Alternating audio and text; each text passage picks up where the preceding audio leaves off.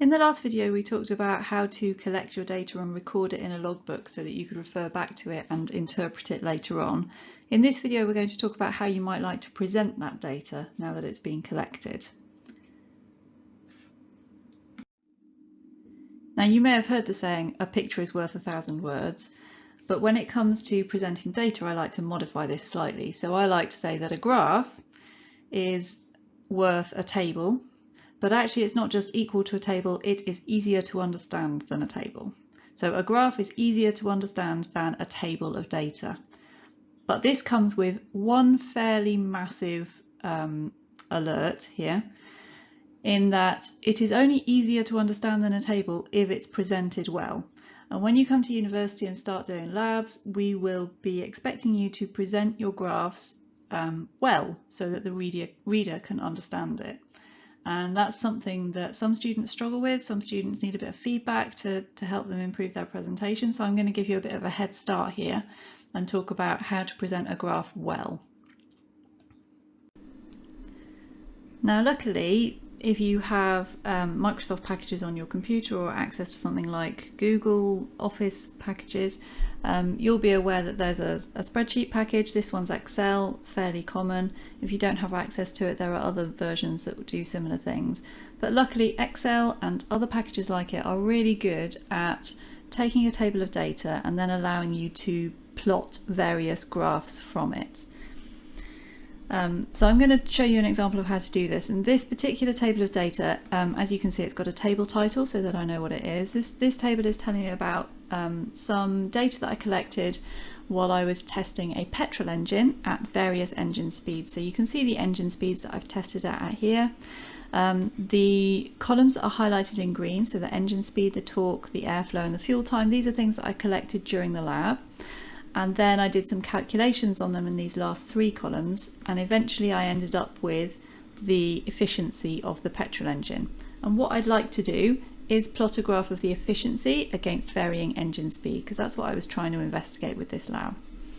So what I can do is I can select the two columns of data, and then if I go insert, and you can see in the chart tab, if you click on all charts, you can see that there are so many different graphs to choose from, and it can be quite difficult to know which sort of graph to choose.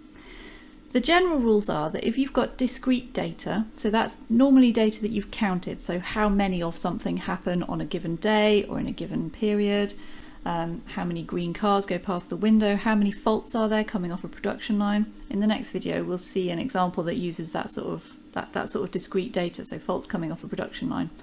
Often for discrete data you would want to plot some sort of bar graph. Sometimes you do it with points instead, but usually you can use a bar graph for discrete data. We haven't got discrete data here, we've got continuous data, so data that you've measured is usually continuous data. And you may be familiar with plotting line graphs that might look something like this one with the points, and then you connect the points together with straight lines. Now, we prefer not to do that once we get to university, because that implies that you know what's going on between the points, or that you're assuming that it's a straight line interpolation between the points. So what we actually prefer to plot is just the points themselves without any lines connecting them. And the way to do that in Excel is to plot a scatter graph. So if we do that, what we'll end up with is a figure that looks something like this. Now you may be tempted to leave it there. It's got a title that says brake thermal efficiency %, and that's pretty much all that's labelled. So this is not a very well labelled figure. If we come back to it in a day or a week or a month's time, or if we try and show it to some of our colleagues, they would look at it and go, but what is it? What is it plotted against? I don't understand. So what we need to do is make sure that it's properly labelled. So we can add axis titles.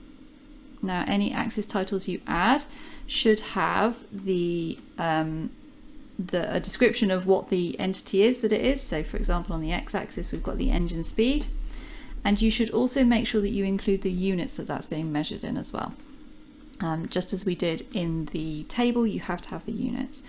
So on the y-axis here I've got the brake thermal efficiency, and the units for that is not 5, it's percentage. Okay, so now I've got my axes labelled.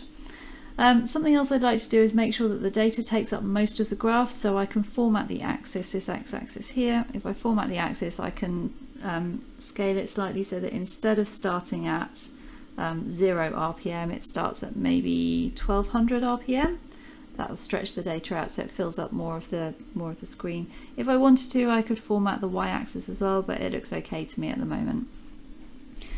The other thing which you may not have come across yet is graphs tend to, once you get to university, they tend to be called figures, and every figure should have a figure number in the title, and then it should have a quick description of what this is. So this would be the brake thermal efficiency of petrol engine against engine speed. So that would give me a description of what's going on in the figure. The other key pointer is that the figure title should be below the graph itself. Okay, so the figure title goes below the figure. So if I can just move this plot area up, and then I'll have the figure title below it. Okay, so that's looking much better in terms of the labeling now. I've got the data is filling most of the figure. The axes are labeled properly with the entity and also what units there is. I've got the title, it's in the right format, so it's got the figure number, and then it's got a quick description of what's in the figure. I've made sure that the points here, I've not had to do anything with them because the Excel default is a point that is legible at the moment, so that's not too bad. I can see those blue points.